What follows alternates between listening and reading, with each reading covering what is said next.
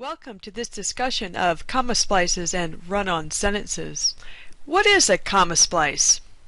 A comma splice occurs when two sentences are separated only by a comma instead of by a period or a semicolon. And what is a run-on sentence? A run-on sentence is when there is no mark of punctuation separating two complete sentences. Let's look at some sample sentences. My father taught me to keep friends close. Then he told me to keep enemies closer. Okay, so let's combine these two sentences. So look at this example. Is it correct? No. This is a comma splice because there's only a comma between the sentences. Alright, what about this example? Is it correct? No. This is a run-on sentence. There's no mark of punctuation between the two sentences. Now, on to ways of correcting these type of errors. The simplest way to correct the error is to place a period between the two complete sentences.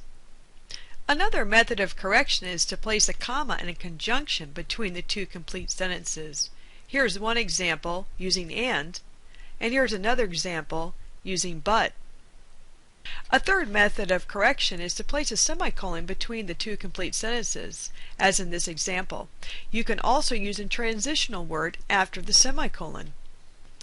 Another option that writers have is to make one of the sentences incomplete. This is called subordination. So in this example, the original sentence, my father taught me to keep friends close, has been made into a dependent clause that can now be added to a complete sentence without making an error. Let's review.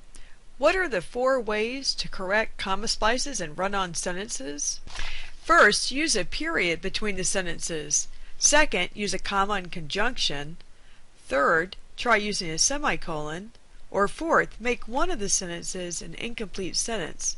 At this point, you should have a general understanding of comma splices and run-ons. Now, take some time to go through and to do some exercises before taking the post test.